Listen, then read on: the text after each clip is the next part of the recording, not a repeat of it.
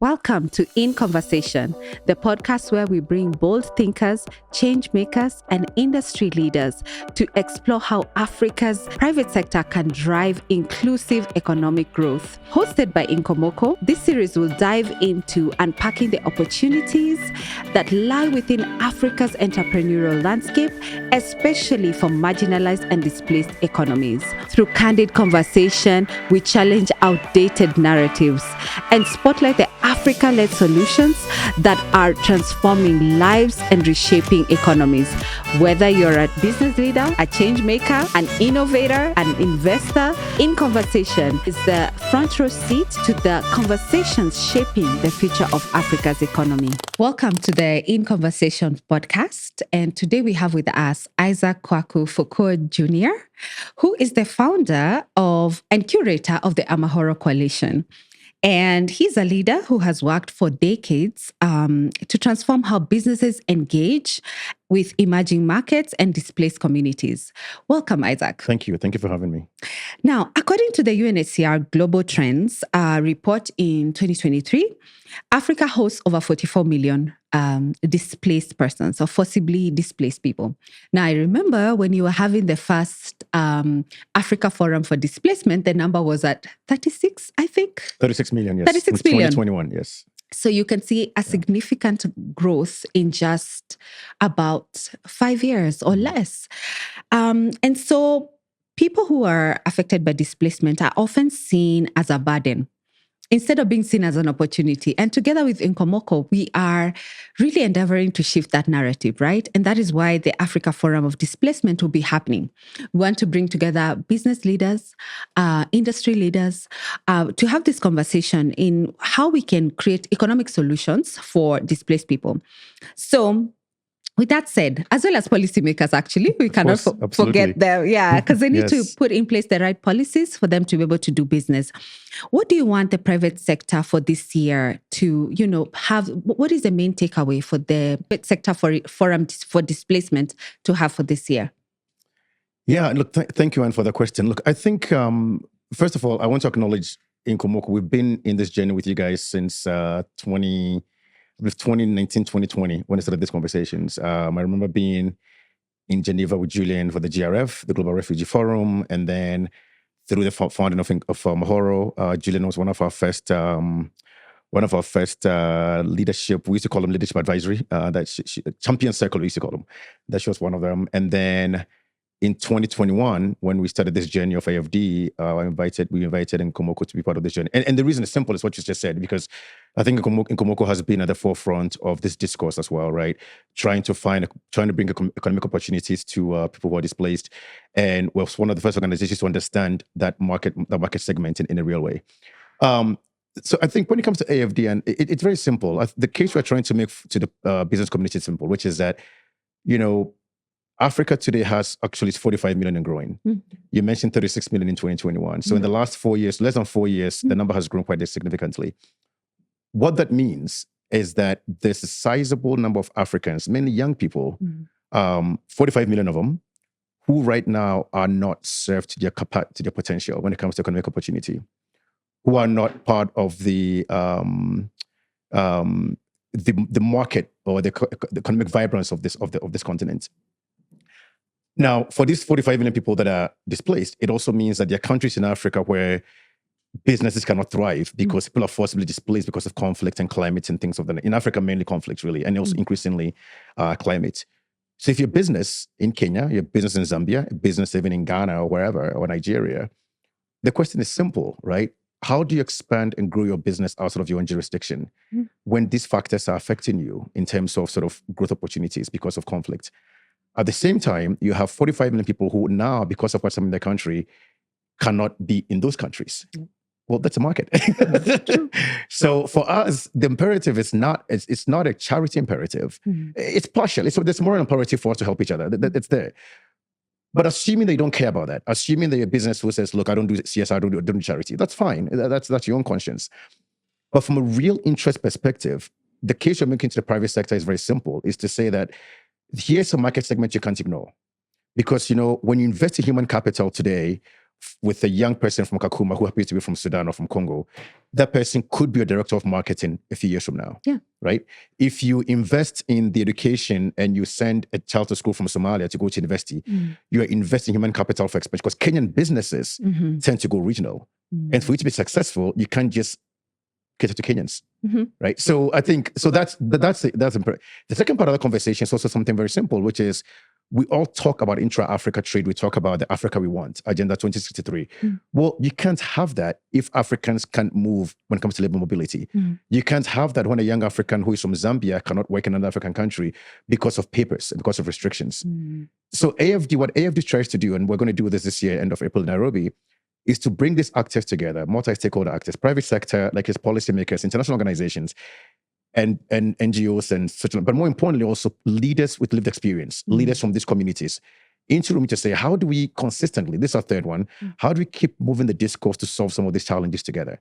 What do we need to do in our own capacity, together as colleagues, in collaborative efforts to actually solve us for some of these issues? And I think that's really the case we're trying to make. And just one more thing is that the way we approach this, and I think you guys do the same, is that, I believe there are different verticals for different organizations. There are verticals are organizations that are very much into the humanitarian space. And that's wonderful. There are organizations that are into the policy. That's wonderful.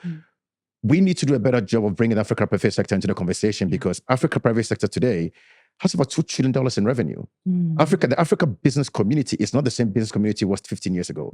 They're thriving. And so they also have the capacity to also augment what government is doing to make sure we're providing opportunities for all Africans. So that's the case we're trying to make for AFD. Absolutely. And it's just making the case that people affected with displacement are investable, right? They have potential. They are an opportunity that is being missed. And so with that, you've been a strong advocate for shifting how Africa's private sector views displacement. Why do you believe businesses should see FDPs not as beneficiaries, but as economic actors? Because they have no choice. Yeah, that's one of the answers, right? Because look, first of all, I would say that I wouldn't say that people who are displaced they don't have these are individuals when in their countries were not fighting, they were in business. So when we talk about the community, we're not talking about people who need to be always trained, or they need to get them ready. If you are a young Sudanese, if you are a 32-year-old Sudanese young woman who was working for a company in Sudan and the conflict broke, your skills in your head, the brain God gave you, is still there. Yeah. The things you learned in university, the work experience is still there. It just so happens that through no fault of your own, you're now stuck in a space that you didn't anticipate to be stuck in. So it's not like someone needs to give you potential. You have it. It's there. Yeah. True. Right? And so for the private sector, all we're asking is that how do you harness that up? How do you take that person and use what they already have to drive opportunity for yourself as a company, not just for the person, but also for yourself. Because these spaces are also spaces that need their markets. FMCG, I was in Kakuma yesterday, sell goods and services. People buy things there. There's this old IFC study everyone keeps quoting from 2018, right? Kakuma's a marketplace. And it's a great study, right? $56 million in revenue a year, I think the study said. And this was 2018, right? And if that was, and I'm betting you, and that number was conservative. So if businesses really lean in and say, we're going to go into spaces and invest, and also not just for the refugees and displaced persons, these areas where refugees live, especially places like Kenya, where we have people live in camps and things like that, they have host community. So there's an ecosystem that's there with both host community people and refugees that can be created, can be invested in for growth and opportunity. And I think private sector should care, because those are markets for them. But also beyond that market and beyond the economic thing, there's also something else we got to think about. The world is changing, right? We've seen in the last couple of months cuts to aid. The era of aid is dead. It's gone, right? USAID, all these organizations that used to give aid to Africa, it's gone. So then the question becomes, well, how do we grow the continent we need in a way that we want it to happen? Our governments do not raise enough taxes through tax revenue to do this work. So who do we expect to grow these economies? Who do you expect for our kids, your children, your grandchildren someday? Do we want Nairobi to look the same 50 years from today as it does today? And if we don't, who do we want to build it? And it's a private sector. Private sector, where the engine of the economy is. They're the job creators. Private sector are the leaders of the economy. Government works for us. at least they should work for us. Government should work for Ideally. us, right? So yes, so private sector, and I go back to what you said, asking me about why should private sector's role in this space, I think for a long time, has it been amplified because I think we've allowed others to fill the space. We're asking private sector in Africa to do exactly what private sector everywhere else does. Yeah. If you look at the global north, companies like Microsoft and companies like AWS and all these other companies, they serve a role in community, right? They're the ones who provide the jobs. They're the ones who advise governments. They're the ones who make sure that they work with educational institutions to make sure that research is done. Research starts at Stanford and it goes to private sector. We need to do the same thing. And I think our private sector has a role to play in that, because the more they do that, the more prosperous the continent will be. And the more prosperous we as people, my bet is that maybe the less we fight, and the better governance we have over time. Absolutely. The narrative, it has to shift. It has to shift. This is the time. Yeah. And so a key part of the all-in inclusion, I really love the twist in the all-in theme for this year's Africa Forum for Displacement, because we're talking of investment, inclusion, and innovation, right? Yep. So ensuring forcibly displaced persons are part of the economic system, not just on the margins. What policies or business practices have proven most effective in making this happen? And I do recognize that Amahoro Coalition has a different model than what we do. So feel free to also maybe prove the business case for what you do. I'll be remiss to say that the inclusion also includes INKomoko. There's an in there in the conversation. Look, I think policies, let me tell you a story. Look, I think currently there are quite a few things that hold displaced people back, right? You can talk about things around visa restrictions and everything else. But I think for us, what we're finding is that in this conversation around national regulations, sort of what's working in the regulatory space, I think that one thing that I will tell you is that for us, the narrative is starting. So I can tell you a story of a young person who, was a refugee stuck in Kakuma refugee camp, who ended up going to university, studying very hard, takes a job with an IT company, goes from there to start his own business, and now expands his business to other countries, right? And the biggest issue he has is mobility. The biggest issue he has is that even as a business owner, he can't travel to some of his own branches because of his status, right?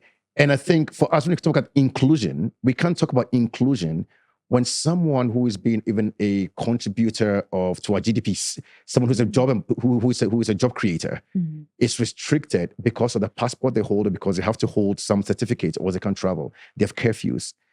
And I think for us, what we're trying to do is this, when it comes to this inclusion conversations, how do you create an environment where people are included in the broader economy? And I think also with that, what we're also trying to do is that not just the refugees, also this goes beyond refugees to actual Africans in general, right? We live on a continent where, for as much as we have challenges, we're also restrictive sometimes in movement of people and goods and services.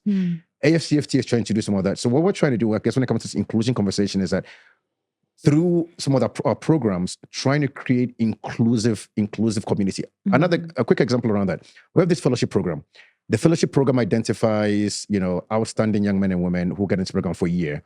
And thanks to the relationship with MasterCard Foundation, we're able to fund them up to $100,000 over the course of the year for this fellowship program. Fantastic program.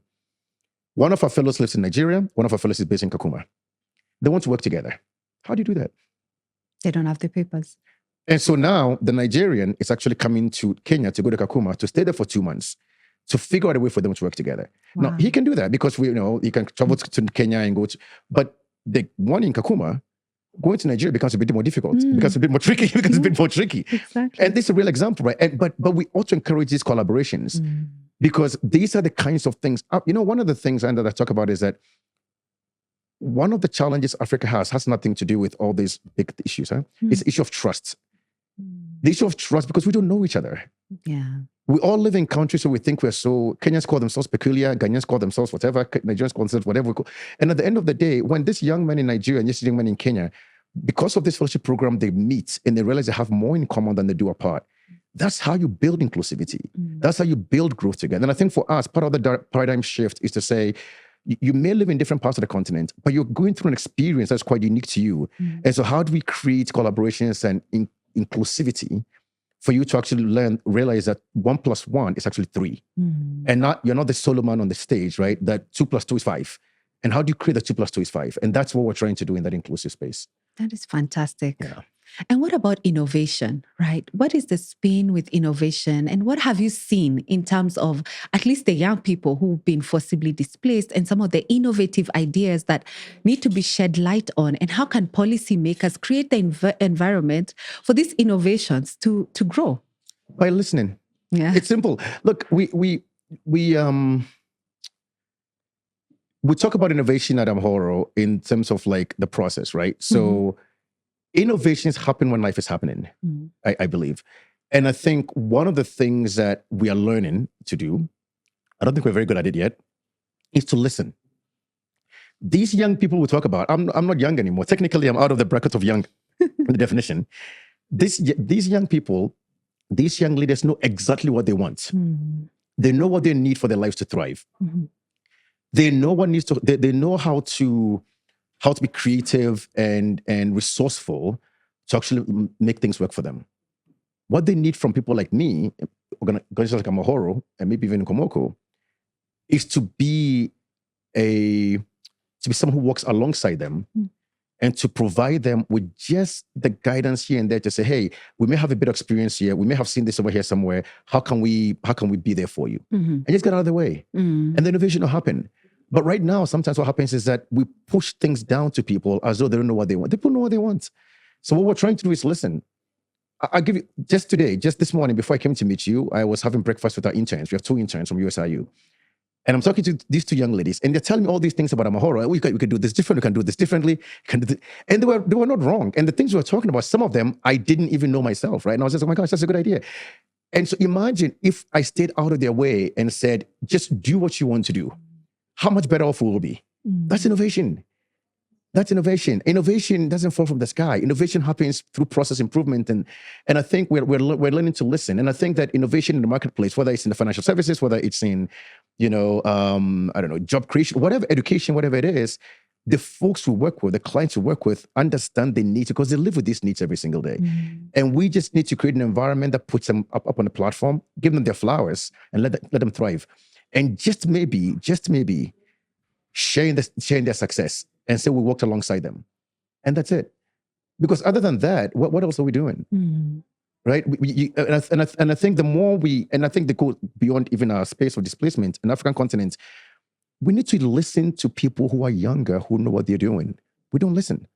So for me, the innovation will be listen. Just listen and get out of the way. That's it. I think that's a very powerful and simple way to just allow the space for us to engage with the young people.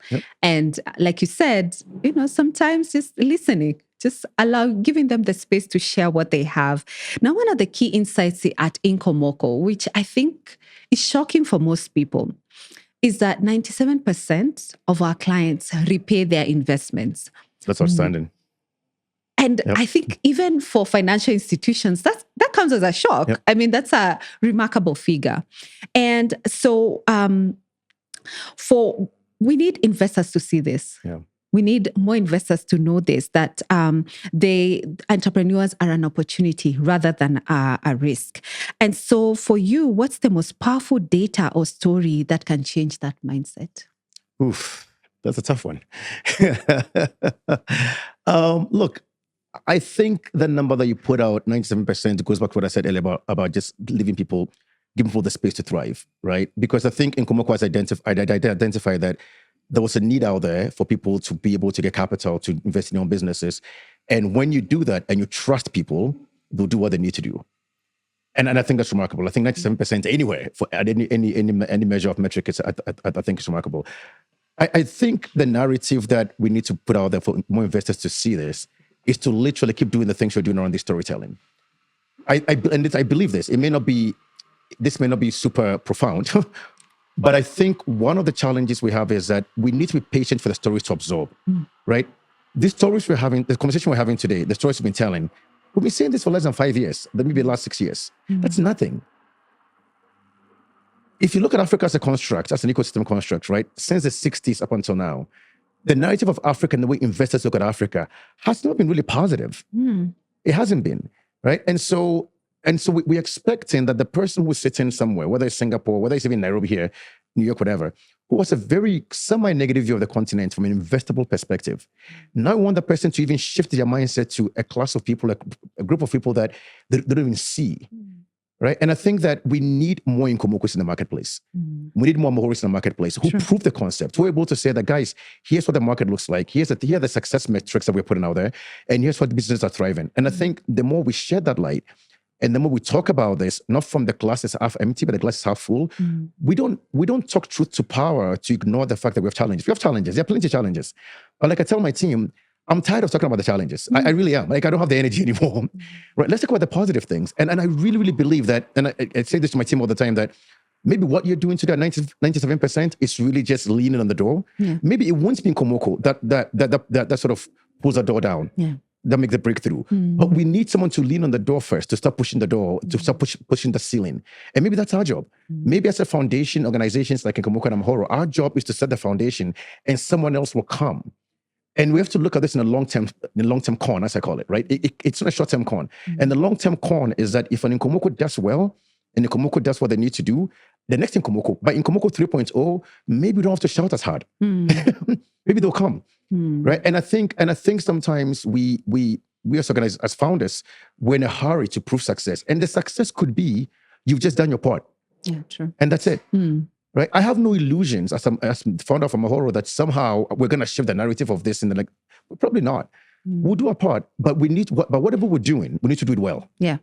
And so if 97% is the metric, let's get to 98, 99%, right? And when you get there and you keep working on process improvement and INKomoko keeps proving the model, you don't have to tell anybody else eventually. And maybe with things like AFD, the next INKomoko will come from Zambia. Will be an organization from Namibia that will see the model, learn from what you guys are doing, and maybe make it better. Maybe do a JV together. I don't know. But I think really, for me, that's the mark of the metric. And the narrative story has to be told the same way over and over and over and over again. There's almost muscle memory. But it's true. It has to be true, which is also important, which is also very important. So for me, I think that I don't have any story or paradigms, but I think that we just need to be consistent in the storytelling. We need to ensure that we are lifting up and giving the examples and giving the space to people who have benefited from these opportunities to tell their stories and tell the stories well. And then the investment community keep encouraging coming to AFDs. We do these roundtables every 6 to 8 weeks. I know you guys are doing something similar. You guys do similar roundtables, and we just keep doing what we're doing. Yeah. And over time, it's work. Absolutely. I completely agree. It's a collective effort. I think so. Yeah. And one building onto another, one sparring each other. Yeah. When you think of a machine, there'll be wheels and there'll be the engine, there'll be the windscreen and so on. Yeah. And so that analogy, sorry, it's funny you mentioned that. When Ford invented the automobile, there was a Model T, right? It was a Model T, it was a little crooked thing. Today we have EVs, right? And at that point, even aviation, like any innovation that has happened globally, right? Think of how big computers when computers started. If you think of our work as a product, and this is a computer we're building, computers were bigger than this room. Today, you're holding a computer in your hand. True. And so that's what I'm saying. Maybe the first iteration of this conversation isn't that we're going to form the perfect scenario, but if we keep doing what we're doing, we keep encouraging people and we fill the pipeline. Maybe over time, that computer that looks like a phone will be the narrative we're looking for.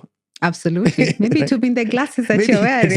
Exactly. But, I think an important aspect or perspective is that a lot of the global North nations were actually built on the bedrock of displacement or displaced people that came, that worked, that, contributed to that economy and brought the economy to where it is today, right?